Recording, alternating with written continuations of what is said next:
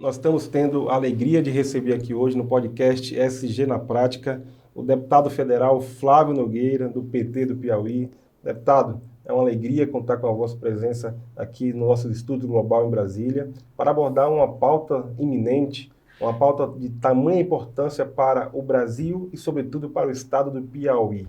Uma pauta de desenvolvimento econômico sustentável, o SG na Prática. Estamos aqui hoje também com o chefe do Grupo Anônimo, fundador do Instituto Global, para abordarmos essa pauta. Obrigado pela sua presença. Obrigado. Muito obrigado. Muito obrigado, deputado. Contigo uma saudação inicial. Eu quero primeiro agradecer o convite e, em nome lá do meu estado, do Piauí, e também da bancada que eu represento, que é o PT lá na Câmara Federal, dizer que estamos dispostos, né, a trabalhar pelo nosso estado, trabalhar pelo Brasil. O Brasil está precisando da união de todos para que nós possamos ter, de fato, um desenvolvimento sustentável, um desenvolvimento que possa estar sendo diversificado. Não pode o Brasil estar, por exemplo, só tratando do agronegócio. O agronegócio formidável, deu certo, mas tem muita coisa para que nós possamos ainda ajudar a esse desenvolvimento nacional. Por exemplo, a reorganização do nosso parque industrial. Nós, devido à inovação, devido à tecnologia que não foi avançada durante o período do nosso tempo no Brasil, a indústria sofreu um processo de desindustrialização. É isso mesmo. Então, estou aqui no Instituto Global e fiquei muito impressionado com a disposição que tem aqui de estar estudando a nossa economia, estudando o desenvolvimento do país. E eu, como curioso, e quero conhecer mais o Brasil, quero ter experiência com quem estuda, com o campo da atuação, repito, diversificado. Eu me lembro bem, estudando lá um pouco atrás, que ali na independência do Brasil, tinha uma diferença entre José Bonifácio e o príncipe Pedro I. Quando José Bonifácio pensava na independência do Brasil, ele pensava também como ia formar essa nação. Como é que você poderia formar uma nação, libertar, dizia ele, se nós íamos colocar na Constituição de que todos são libertos e prosseguir com a escravidão. E Dom Pedro, tudo bem, independência, mas não devemos nos esquecer da dinastia. Quer dizer, tinha o conflito de interesses do pessoal da dinastia com o projeto de nação. Que é isso que nós queremos. Queremos que todos nós, cada qual nos seus interesses individuais, liberdades individuais, pensamentos individuais, mas um conjunto, né? Um conjunto que possa estar pensando no Brasil. Discutir sempre, divergir quando tem sentido e chegar a uma conclusão. É isso que nós queremos e parece que aqui no Instituto eu posso estar desenvolvendo isso que eu gosto. De estudar, ser bem assessorado e estar também vendo um projeto de nação. Uma coisa, viu, deputado, o senhor pode estar certo. O Instituto Global, ele seleciona o político que está sentado aí onde o senhor está sentado. É importante que a gente mande a nossa mensagem para políticos que tenham interesse na transformação. Então, o senhor, por toda a sua carreira política, pelo seu conhecimento, né, pela sua vivência, o senhor está sentado aqui hoje para poder somar alguma coisa do que o senhor já fez, daquilo que é necessário se fazer. Então, numa sequência de diálogo, eu gostaria muito que o senhor posicionasse algo do estado do Piauí para que a gente tomasse conhecimento de alguma coisa feita, de algo que o senhor tem interesse em divulgar e que o senhor tenha a intenção do que já existe poder somar com uma transformação um pouco mais sustentável. Então, o Instituto, como nas nossas conversas tidas antes, está aqui aberto para que o seu gabinete, para que o senhor partilhe e consiga um desenvolvimento na área sustentável com o nosso apoio. Né? Nós estamos aqui dedicando essa estrutura a todos os políticos que tenham interesse em fazer uma política pública sustentável. Isso já é bem esclarecido entre nós, né? Eu acho que me fiz entender um pouco ao senhor de qual é o nosso intuito de trabalho.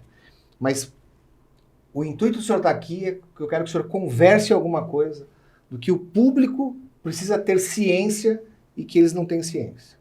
O senhor fica à vontade agora.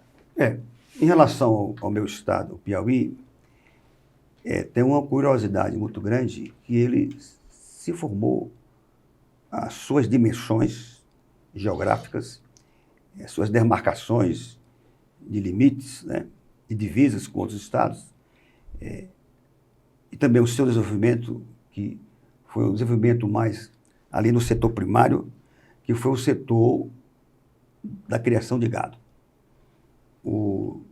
Os currais vindo ali do Vale do São Francisco, entrou pelo sul da Bahia com o Piauí, e ali formou-se a primeira economia do estado do Piauí. E durante muito tempo, essa economia foi sustentada à base das grandes criações de gados extensivas. Poxa, Quer dizer, isso, de certa forma, retardou um pouco o desenvolvimento e uma diversificação da economia do estado. Depois veio o extrativismo com a carnaúba, né, pela cera de carnaúba, e no despertar ali do século XIX, em que começaram outras atividades, como o comércio, né, existia uma navegação fluvial que nascia lá do sul do estado, nas nascentes do rio Parnaíba até a Foz, que é no litoral da Parnaíba. Mas aí, se tivesse o IBAMA nessa época, talvez não teriam construído a barragem de Boa Esperança, que ficou, portanto, interrompida essa navegação do rio Parnaíba. Ficaram de construir eclusas para que as chatas pudessem depois navegar. E o certo é que o rio foi assoreando e nós não temos mais essa nossa navegação. E falta... Não tem. Não tem. Falta... Nós temos hoje uma grande região de plantação de grãos, que é o Cerrado Piauense, uma das maiores plantações que temos hoje no Brasil, desenvolvendo a galope, na região ali de Uruçuí, Baixa Grande do Ribeiro, Ribeiro Gonçalves, Bom Jesus, inclusive com um forte comércio de vendas de máquinas, tratores e implementos agrícolas, para que possamos estar aumentando essa capacidade de plantação e de comércio de grãos, faz com que o estado hoje, o Piauí, tenha lá o agronegócio como o carro-chefe da economia. Mas é um setor isolado. Sim. Entendeu? É aquilo que eu digo, nós temos que crescer como um todo. Exatamente. Né? Para que possamos todos estar aproveitando da riqueza do seu estado. Né? Outro setor forte de lá, como é do restante do Brasil, é o setor de negócios. Proliferaram-se escolas de nível superior, faculdades de medicina, e isso movimenta muito, que bom, né, não só também a elite intelectual, né, e também a técnica, a ciência, mas também a prestação de serviços. O comércio roda, né? Roda. E aí faz com que hoje... porque antigamente eu chegava numa cidade, eu tinha duas coisas para saber se essa cidade, minha opinião, se ela era uma cidade desenvolvida, ou poderia ser, ou não. Se fosse uma cidade do interior, eu olhava para a torre da igreja. Se a torre da igreja fosse alta, pô, daqui tem dinheiro. Tem perspectiva. Tem perspectiva porque ajudou a construir a igreja. Né? E numa cidade grande, eu olhava se tinha algum chaminé, alguma fumaça saindo do chaminé, que era antigamente das indústrias, né? Que hoje, evidentemente, que não precisa. Então, Teresina, você não vê indústria. Lá não tem indústria na cidade. O mais importante é uma cervejaria que tem lá. E o indústria de cerveja, mas é uma cidade pujante, comércio forte. Você vê de segunda a segunda a movimentação e tudo. É um setor... E o turismo, deputado? É um setor de prestação de serviços o setor de serviços, aliás, que é a coisa invisível, mas é visível o seu efeito. Sim. Né?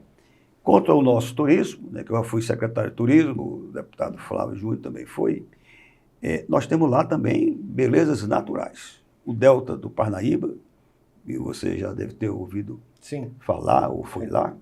Tem o cânion do rio Puti, que é um rio que vem do Ceará e desemboca como afluente do rio Parnaíba, e as belezas das praias de lá. Fala muito Jeri e tal, mas nós temos Barra Grande também, que é uma coisa espetacular, mais ou menos na natureza que teve Jeri no começo, mas cada qual com os seus enfeites, né, e suas atrações, e acho que lá é bem melhor, lá o Barra Grande. E tem um museu americano, onde inscrições rupestres identificam, mostram, simbolizam que o homem americano nasceu naquela região. Poxa vida. É uma beleza você conhecer, qualquer um conhecer. É isso que eu acho que está faltando também no Piauí, levar as pessoas para conhecer esse lado da história do homem americano que nasceu lá. Poxa vida. Nasceu lá. O senhor sabe que uma coisa importante dentro dessa parte de turismo, o ESG está intrinsecamente vinculado à educação do turismo. Ótimo. Então, um dos pontos, né, a ser levado ao Estado, por intermédio dessa nossa interlocução, um dos braços pode ser o turismo. Porque, por intermédio do turismo, que se torna uma questão de educação local, né, ele atrai o turista quando você tem visibilidade de cumprimento do ESG. Então, aqui é só uma pincelada com o senhor, para que a gente possa direcionar um norte na questão de cumprimento do ESG dentro do estado do Piauí, que é isso feito em outros estados, que tem a questão de praia, porque eu acho que o Brasil ocupa e divulga muito pouco. Todo mundo quer conhecer o mundo, Sim. mas ninguém conhece a costa brasileira, né? Se perguntar para a maioria dos viajantes internacionais, né? Você já percorreu a costa inteira brasileira, nas praias que nós... Não. Mas por que isso? Porque não existe uma divulgação. O senhor está trazendo uma informação aqui das formações rupestres, que é algo, se fosse um país mais desenvolvido, avaliado de uma importância a nível mundial. Né? São informações de um tempo remoto e que vira um parque, né, de estudo, vira algo de turismo com uma relevância, porque o Estado ele tem a relevância, só que não existe aí essa questão da divulgação para os outros estados. Mas eu quero aqui aproveitar também para dizer que a divulgação ela também é muito bem feita quando existe a parte cultural. Isso. Você vê, Iracema, a Virgem dos Lábios de Mel. Bem, Zé de Alencar com Fortaleza, aquele romance do Branco com a Virgem Iracema. Né? Aí todo mundo quer conhecer aquela cidade. Né? Qual o livro que tem lá sobre a existência do homem americano? Né? O romance lá é cheio de pedras, cheio de pedras rochosas, tem lá e tudo, e faz com que você não possa estar vendo isso aí. Torquato Neto é de lá. É mesmo? Ele juntamente com o Caetano Veloso e o Gilberto Gil fizeram o tropicalismo. Quer dizer, uma coisa que mudou a mentalidade dos jovens daquela época. Sim. Acabou com o Bossa Nova e entrou o tropicalismo. Né? Mudou a tendência. Mudou a tendência, mudaram as batidas lá. Sim. E você tem pouco divulgado isso. Tem pouco divulgado isso. É aquilo que eu falei ali com você sobre o livro que eu vou lançar. Eu falo sobre a Rua Coelho de Resende. Mas não é só o Coelho de Resende. É as ruas que cortam aquela artéria. As transversais. Taumaturgo de Azevedo, Rui Barbosa, Coelho do Rodrigues, que foi outro personagem importante, né? Rui Barbosa não entra aí, mas entra Olavo Bilac, entendeu? Félix Pacheco, que foi um grande intelectual e um grande embaixador do Brasil. Quer dizer, eu conto a história nesse livro da vida toda do Coelho do Rodrigues, do Coelho Rezende, mas a história do Brasil e do Piauí. Do Brasil e Piauí inserido nessa história. Que bacana. Entendeu? Então, aí, quem é que não quer conhecer? Quando que o livro Sim, estará? além de falar da Batalha do Janipapo, Que é algo... que é algo de relevância. de relevância e importância. Eu fiz aqui, como deputado federal ano passado, uma sessão solene em homenagem aos 200 anos. Entendeu? Quer dizer, é aquela batalha de pio. Morreu gente demais do nosso lado, mas não perdeu a batalha. Não. Perdeu a guerra, perdeu a batalha, mas não perdeu a guerra. Tanto que nós conseguimos, graças a Deus, e aquilo ajudou muito, a Batalha do Janipapo, lá em Campo Maior. Quando que o livro vem a ser publicado, deputado? Tem aquela parte final que é a mais demorada, né? É a conclusão? Eu acho que em um mês, 2, a gente eu vou convidar vocês para ir ao lançamento. Como ele foi deputado da época, embora chamado deputado geral, eu acho que vou fazer um lançamento também aqui na Câmara e depois vou ao Piauí fazer essa divulgação lá. E o Instituto já convida o senhor para divulgar o livro quando impresso. Opa, pronto. Aqui para que a gente possa fazer a divulgação e discutir um pouco do compêndio aí, né? Do que vai vir nesse livro. Okay. Mais tópicos, sócio? As boas práticas ambientais, sociais de governança têm métricas importantíssimas. Né? O doutor Alexandre pode abordar um pouco mais de detalhes sobre isso, mas esses elementos técnicos precisam ser tratados, digamos, aperfeiçoando as políticas públicas, aperfeiçoando os projetos de lei, aperfeiçoando, enfim, todas a governança das empresas e das instituições.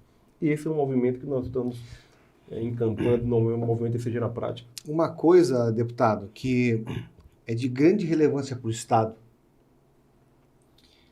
Quando iniciarmos esse desenvolvimento dessa política que o senhor vai desenvolver dentro do seu gabinete para o seu Estado,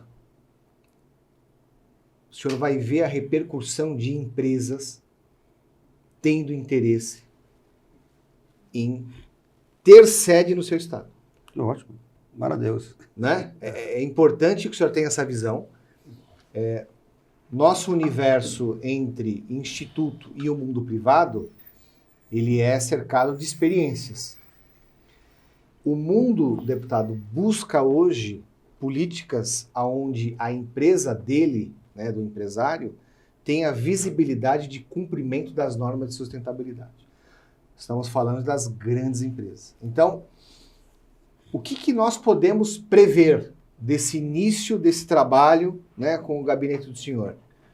É que o Estado do Piauí ficará alocado dentre os primeiros a ter uma política vocacionada à sustentabilidade e, consequentemente, o empresariado, por meio da vocação do seu Estado, né, do que ele propicia para o empresariado, em termos de infraestrutura, em termos de logística, o senhor pode ter certeza absoluta que vai ser feito um trabalho diferente.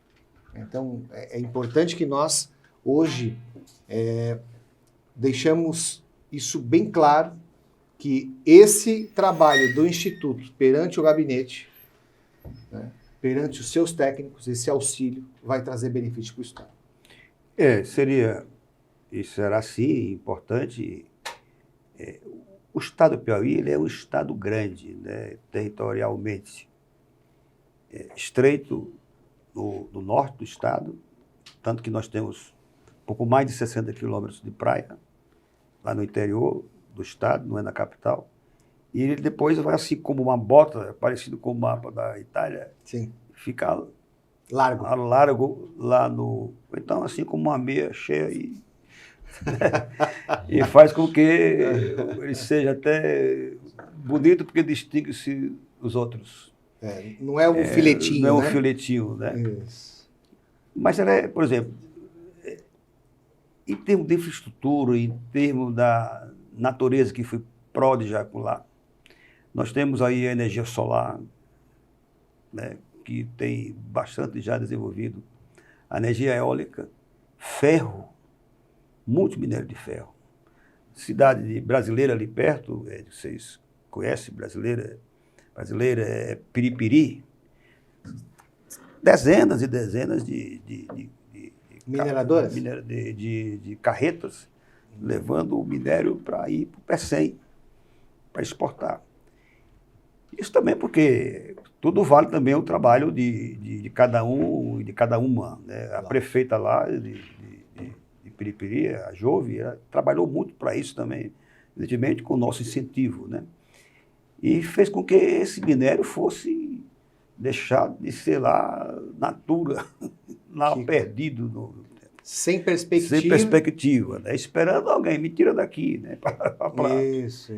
Mas o Estado tem muito, né? E na região de Paulistana, é por isso que foi construído a ferrovia do ferro lá, né? Do Nordeste, que o Lula está fazendo, passa nessa região, lá mais do sul do Estado. Entendi. Então, o que a gente deseja é uma parceria de estudo, inteligência. De pensar, de inteligência. Um gabinete pensante que eu quero, que eu sempre digo aqui para os meus assessores, é isso. E uma ajuda de um instituto, de uma entidade que possa estar também fomentando esse pensamento, será ótimo. Será ótimo, é como os grandes países têm isso. Nós agradecemos, deputado, essa oportunidade desse trabalho em conjunto. O que eu, Alexandre, noto na persona deputado Flávio, ávido a transformações, ávido a crescimento. Infelizmente, deputado, nós não temos isso em abundância. A maioria se fecha porque acha que o mundo se encerra do gabinete para dentro.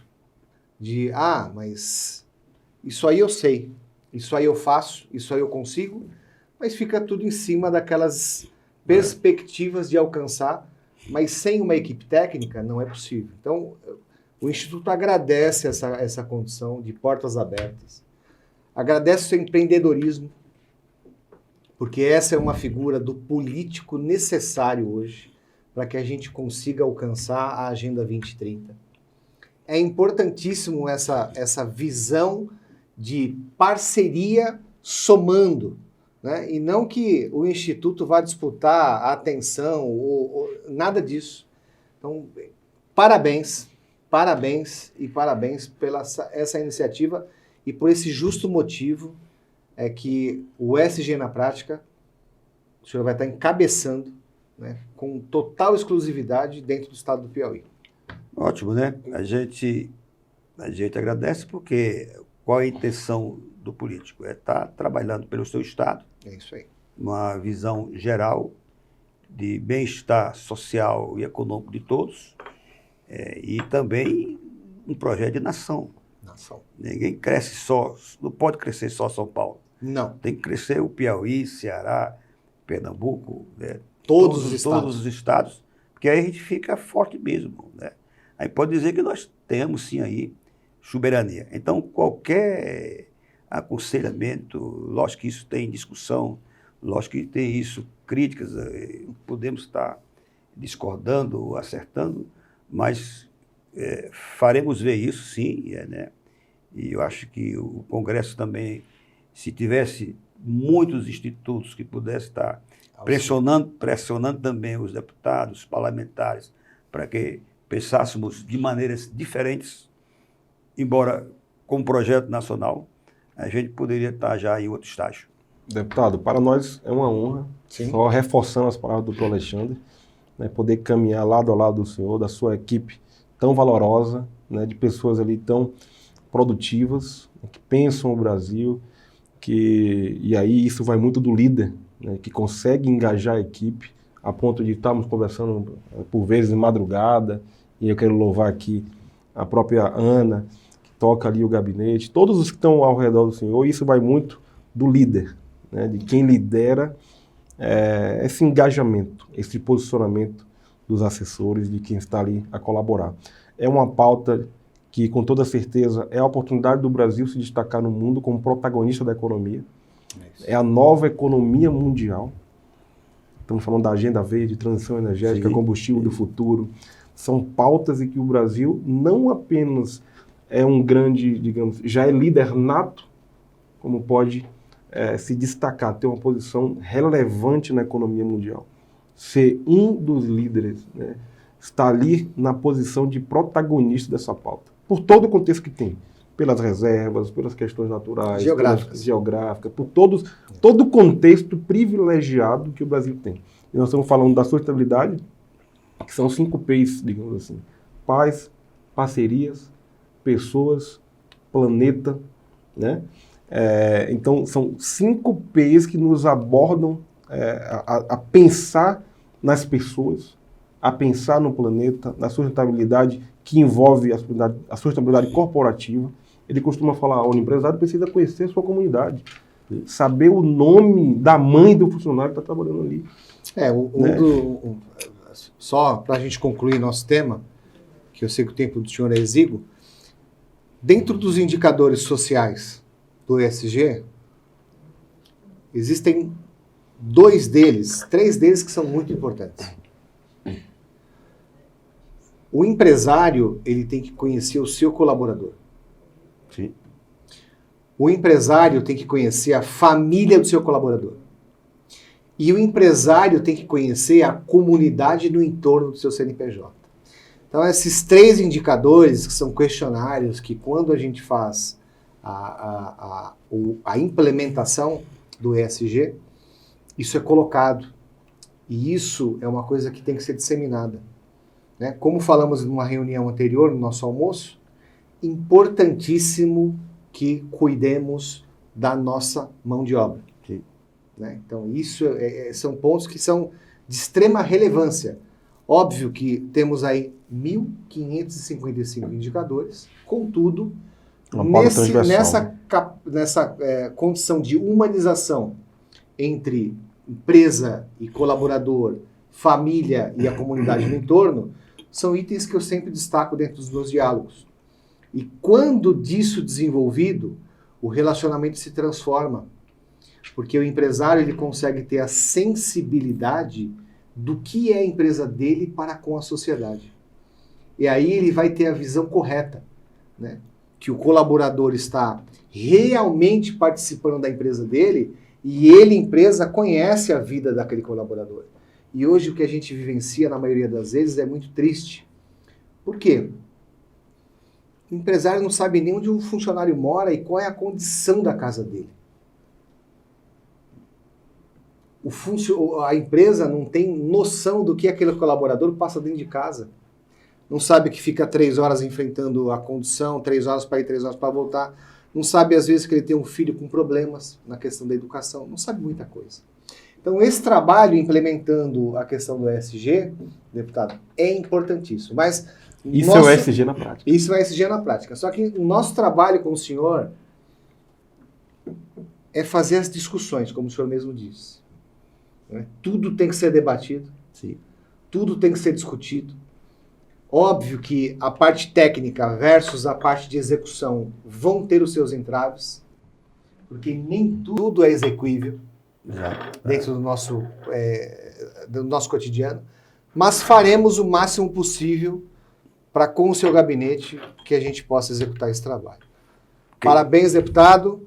Agradecendo mais uma vez, estamos aqui nesse conteúdo qualificado, podcasts e falas sempre dinâmicas, com a linguagem da internet, para abordarmos de forma qualificada assuntos tão importantes como o ESG. Muito obrigado.